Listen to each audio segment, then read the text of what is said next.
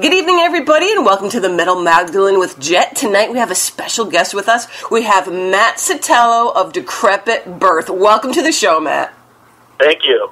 Thank you. So, Matt, tell us a little bit about Decrepit Birth. We know when you started this band up and why.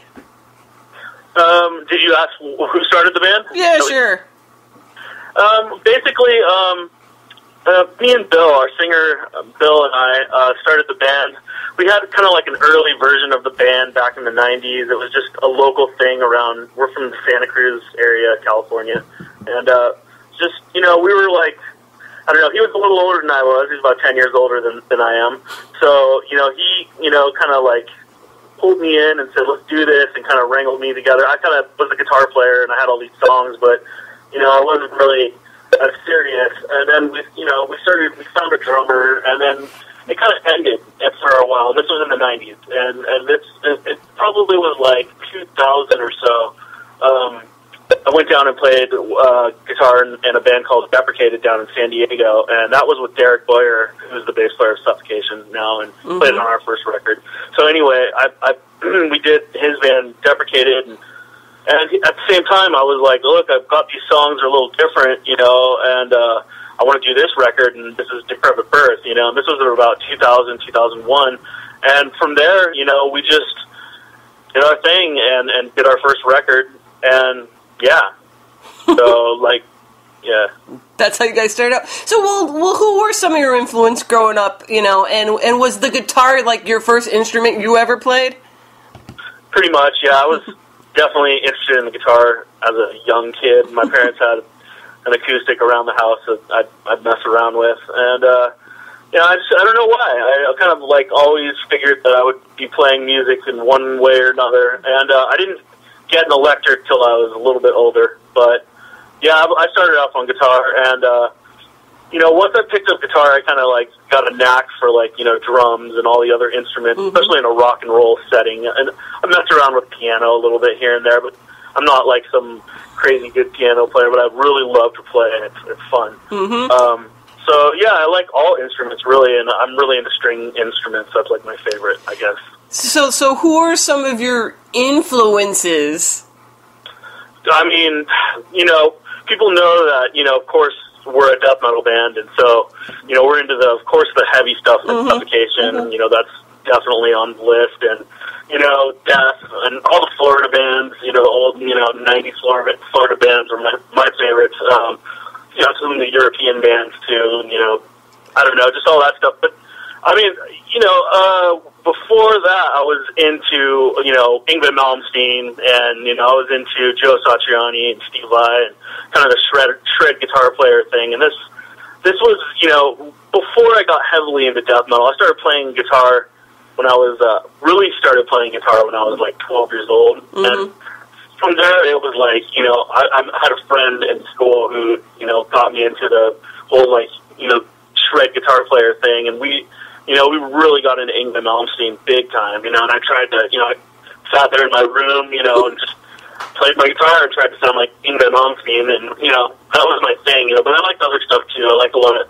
honestly, I'm not going to lie, I was really into, you know, as a kid, I was into glam stuff, and, you know, I loved a lot of LA bands, you know, I loved Motley Crue and Rat and Poison, you know, stuff like that. That was really got me, and at the same time, though, I liked thrash metal, you know, I was into Metallica and Anthrax and all that stuff, and a lot of the Bay Area thrash metal. So I really have a pretty wide variety when it comes to metal, you know. And aside from that, I love even like just 80s pop, you know, any kind of 80s kind of music is really, that's my favorite. That's like my favorite time. I like some, you know, some kind of classic rock 70s stuff too, and I love classical music, of course.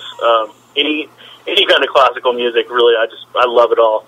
So, you know, that's pretty much what I'd say got me, you know, into playing, you know, like this, is playing, like, you know, we got into that Yngwie Malmsteen, really kind of shred, technical kind of solos at the time. And then I was always really interested in playing fast and trying to challenge myself, and I got into stuff like Dream Theater and whatnot, and then kind of moved on, and, you know, once I heard death metal, I heard, you know, like Morbid Angel, and I heard some of the early Death stuff, and that really just, like, I was like, the aggression with the, like, really good guitar playing. You know, I really loved it. So.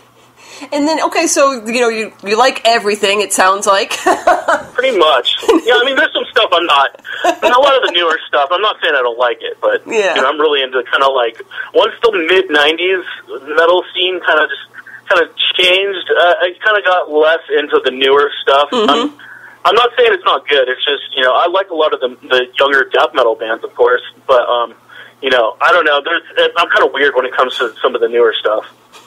So now that you know you're a band, did you get to go on tour with some of these people that influenced you? I mean, that had to be kind of cool. I mean, you mentioned like Suffocation, and now you guys are like brothers, for Christ's sakes. Yeah, I love that. Was the first time we went on tour with them. Couldn't even believe it. You know, we're totally blown away, and they treated us good. And you know, Derek was already in the band, so that kind of was like. That was like the hand reaching out saying, you know, bring Decrepit on tour with us, I think. That's what from their viewpoint. And, you know, and took us out, and they knew we were really influenced by them big time, and still are, always will be. And I think they just, you know, they appreciate the fact that we're kind of, you know, in a sort of similar style. And, you know, it fits. You know, when we go on tour, I feel like this is a badass tour. You know, I love tour. We've toured with them probably 3 times, I think, overall. Mm-hmm. And what's the touring life like for you? You know, I'm not in love with the actual, like, touring around, especially in the United States in our van, because, you know, I have to deal with all the crud and the crap that happens, like vans breaking down, we got to make it to another show, we got to drive through all night. It's still that kind of stage. I mean, we've done a couple of bus tours and whatnot, and man, I love doing the bus tours because I just get to be relaxed and ready for the show. You know, I want to put everything I've got into getting on stage and, you know, like giving them a show. I don't want to just, I mean, yeah, we play like a technical death metal thing, but, you know, I like to, I don't know, I like to get into it. I like to get into people's faces, you know, just give them a show. You know, I don't think that they should pay that money and then we just stand there and play our really fast music and don't even look at them. You know, I want to give the people a show. So when I'm well rested, I can play so much better and I can focus. But you know, whatever. We still have to grind out. You know, the last tour we did was last year, Summer Slaughter, and it was just so hot. You know, our band, we had troubles like all the time. There was just a bunch of stuff that happened, and it was really uncomfortable. It was a really uncomfortable tour for us, but we finished it off and did the tour. So, you know, that's pretty much like what every band seems to be going through too, you know. It would be just great, like you said, if you could just do bus tours like in the olden days when there was enough money to go around where people, you know, and you could just chill and have a great time and get up there and do your job and then just relax. And like people do when they're doing regular jobs, they come home from work and they could relax before they have to go to work the next day. And of course you perform better. Exactly. You know, I don't get a chance to really recharge my battery, and people wonder that, you know, that friends will come out to see us and they're like, where's Matt? And they'll be like, he's asleep in the van. He's asleep in the van. You know, what can we say? He's been driving, and they don't understand. It's like, it's hard, you know, it's hard.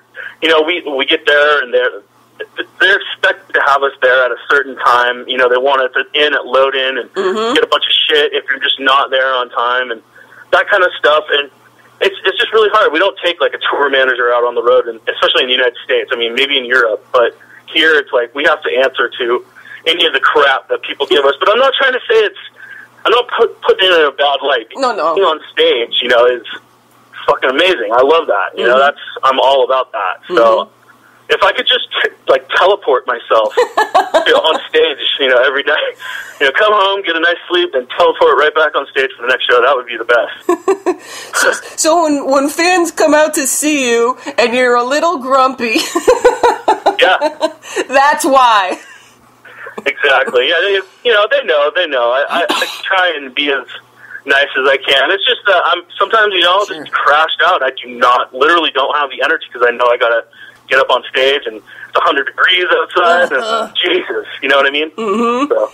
And I mean, now as far as, you know, you talk about like the van troubles and the shit that goes on the road, but have you had any troubles with like, you know, venues or shit getting stolen or violence or anything like that? Definitely. I mean, we've seen quite a bit. I've had, we've been up in Canada and we've had our van catch on fire right as we were about to, go on stage, out of nowhere. And so we had to run down and save our van, but we didn't even get to save it. So we had to pretty much leave it in Canada for a year until we could afford to get it back. And, that was a pain. And then literally like the next night or maybe a night after we get to our hometown of San Francisco. I mean, we consider that our hometown, even though we're from Santa Cruz. But anyway, we get there and we're playing the DNA Lounge, I think it was. And, all bands be warned. It's like, everybody gets their shit ripped off there. I mean, don't park and leave your van around the DNA Lounge and think that you're not going to get your stuff, because I think there's someone, they're like looking for bands. They know that these bands come through. They don't know. They leave their backpacks, and we did just that. I mean, and had, everybody had their stuff stolen. We lost a brand new, like MacBook and, cell phones, and I lost all my money that I made on tour. It was just sucks, you know? Mm-hmm. So, I don't know, be careful, so our new thing is, like, if we've heard that there's been a lot of break-ins, make sure that you leave someone in the van, just, even if you're paying a friend, just stay in, miss your show, but it's a great service to the bands to have someone help us out, and we'll pay them, we'll give them merch, whatever it is, just watch our stuff, that's kind of where we're at, It sounds like a cool job, a van sitter. Not bad. So, all right, so these are some of your horrible tours. Are there any tours that you could think of, or shows that you could think of that were just like, oh my God, that was the best night ever? Of course, yeah. There's been some tours that were all the way through just amazing. It was like some of those early Suffocation tours. Like I said, man, we had so much fun. And it was weird. It was like nothing could get us down. We were selling good and merch. Every show we were playing confidently. It was really nice. And then we did a tour in 2011 with Decapitated and Flesh God Apocalypse, and that was on a bus. We shared a bus with Decapitated. They headlined, and we were the direct support, and Flesh God was right underneath us, and we shared this bus, and man, I don't know what it was. It was just the stars aligned just the right way, and every night it was like, I think almost a sold-out show, or just every show was just packed, and every band was just putting on such a performance. I don't know, it was pure confidence. It felt so good, and I miss that. We've done tours since. We've kind of gone through some like member kind of change up things, and got some fill-ins, and things aren't kind of as confident as what you're used to when you have your regular band. So it makes things kind of weird, You guys have like 3 albums out and a little demo thing. Now, your debut album, And Time Begins, features Tim Young on the drums. Now, was he actually a part of the band for a while, or did he just track the drums for you on this album? Yeah, he was just on the record. He was never an official member, unfortunately. And okay. So then, what about like with Kevin Talley? Now, what did he do? Was he like a fill-in or something? Yeah, he actually, I wasn't even there when they recorded, but him and Derek just recorded like a one song, like our first song promo kind of thing. That was way back when, and all he did was just walk into a studio, and they did a bunch of drumming, and then we kind of turned it into a song, and blah, blah, blah. That was like our first released song. That was a long time ago. Yeah. Everything seems to be like a long time ago. So, hey, when did you guys start your relationship now with Nuclear Blast Records? Now, was it with the release of Polarity? Well, yeah, that was the first record. That came out in 2010. But we actually signed with them right after we released Diminishing Between Worlds in 2008. So, like, we put the record out, went on tour with Black Dahlia Murder, which was another great tour. Had a lot of fun on that one. But anyway, we went on tour with them, and we went through Los Angeles, and man, it was, I don't know what to say. It was such an amazing show, and the reps from Nuclear Blast had come out to the show just to see us, I guess, and they came at just the right time. I remember talking with the rep, and I remember we were looking at our merch line that was like wrapping out the door at the Blast House. I don't know, it was just, like, he was just so impressed. You know, we played a decent show, and he took me out to dinner, and was like, you guys want to sign to Nuclear Blast? And I'm like, you know, of course, yeah. We had some other offers with some of the other labels, too, but there was something just really, you know, they were really hands-on. They knew the music. They loved the new album at the time. And, you know, I just really liked the connection between us and Nuclear Blast, especially, well, the American side of Nuclear Blast. Right, right. And, okay, now, getting back to Polarity, you know, since the release of Polarity, your singer Bill Robinson has done some touring as Suffocation's singer. What's his role in Suffocation now?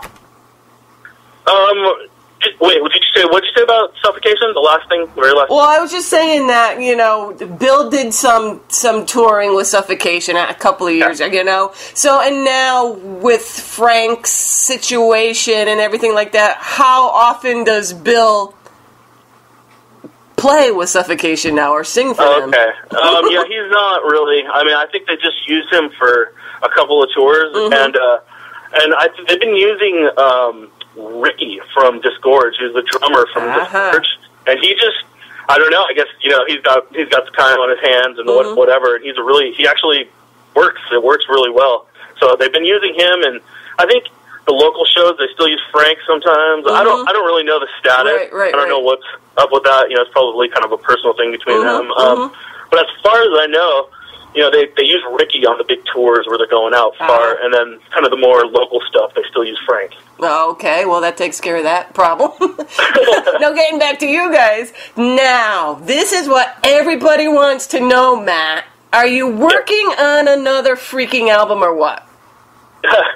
Yeah, we're done, like, writing it. It's written, in fact, I'm sorry for the background noise here. Home life. We are done writing it, and let me see, we are in the middle of recording it. I've pretty much completed all my guitar parts. We're going to go in and do the drums up in Canada in August. At the end of August, we'll be doing that. So, yeah, it's done. I'm really excited about it. So why are you going up to Canada for all that? Oh, okay, that's because our drummer, Samus, he lives in Winnipeg, Canada. Okay. And he can't, he's actually an American citizen, and he got married, and so he moved up there, and he has some stipulations that he can't, like, you know, I guess can't leave the country for a certain amount of time because he's becoming a Canadian citizen, so we kind of have to accommodate him right now. That's why he hasn't toured with us for a while as well. You know, he's been busy with school and doing some stuff up there, and, you know, we've had fill-in drummers, but anyway, he's going to be on the record, and he's been helping me a lot with this record, and I'm really stoked on that because in the past it's just been a lot of me working on everything. He's really contributed a lot to the kind of the composition, and not so much like the riffs. It's not all still me. It's more he's helping me compose the songs, kind of like a Lars kind of situation with Metallica. You know, people don't give Lars the credit. I know he gets a lot of heckles these days, that poor guy. But, man, that guy is really, you know, he's a smart guy, and we kind of look up to him a lot for his ability to compose songs, you know, and we're kind of like that, you know. We feel like maybe we'll bring a Hetfield, you know, Lars kind of thing to the mix with our, you know, he's the drummer, Sam is our drummer, and the guitar player, and we're really locked in doing this album together. And so, well, I was going to say, too, you know, you had mentioned, you know, he's got his shit going on there, so I'm assuming, like, you all have to have jobs unless you're rich. I'm definitely not rich. My wife works, and I've been staying home with the kids because kind of she's been really good to me as far as, like, you know, letting me work on this record and whatnot. But yeah, she's been helping me, and you know, I haven't toured very much lately, you know, and that's kind of hard because usually I do make a little bit of cash out on the road, and you know, the last album, Polarity, it's been 5 years or so. It's been a long time. And so it's kind of, you know, our whole cycle is kind of slowed down, and we're not making as much money on merch, and people are kind of wondering where the new record is. So it's made it kind of hard. But yeah, Samus goes to school up there, and he's got his thing going on.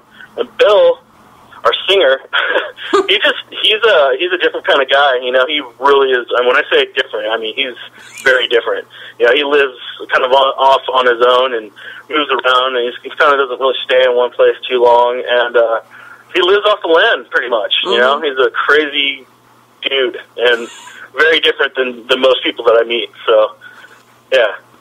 So what is the exact lineup of the band now? Right now, it's, of course, me on guitar, and Samus is our drummer, Bill Robinson is our vocalist, and we have Sean Martinez, who's our bass player. He went from the status of maybe session bass player to possible full-time here. I mean, it's going that way. We really like him a lot. He's a good guy, and he's been on the last few tours with us as a bass player, and you know, he pitches in and works out well. So that's where we're at right now. And will this be like the same lineup then when you record everything for the new album, you think? Yeah, this is the lineup for the album, exactly. Okay, so Matt, when could we maybe-ish expect all this to be done? Well, I mean, I feel like we're about halfway through the recording process. You know, it sucks. It's so spread out. A lot of bands, they'll go into a recording studio and wham, bam, bust out. But our members are all over the place, and it makes it really hard. You know, like I said, Sam's up in Canada, and Sean lives in Long Island. You know, me and Bill are here on the West Coast. Okay, so it makes it kind of hard. But I think we'll be done, you know, late August, September, probably in the middle of September-ish, you know, so I'd say. Wow. And then the album will be, I mean, we're shooting for the album to be out early 2016. Right. You know, once you finish the record and hand it in to the label, it takes them a little bit, a few months before you see the album actually come out. Now, do you already have a place in mind where you want to have it all, you know, mixed and mastered and all that kind of stuff? You know, we've been talking about that with my manager last few days and the other guys, and we're talking to a few different dudes, and don't really know exactly yet. We've gone to our friend Zach over up in the Bay Area, kind of Oakland area. But anyway, he's really good, you know, and it's really awesome. We're really stoked on what he's done with us in the past. We're just thinking it might be fun to change it up for this record and give someone else a shot. But you know, I don't know. We might, in the end, just decide to still go back with him. I haven't really made the decision completely, so we'll kind of see. All right, well, there we have it. We have what you're doing now, what your plans are, all that kind of stuff. So I think we covered everything, Matt. So thank you for taking some time out to tell us about the band. And like I said, what you got coming up for us. And we look forward to some new material from you guys. So, you know, don't disappoint us.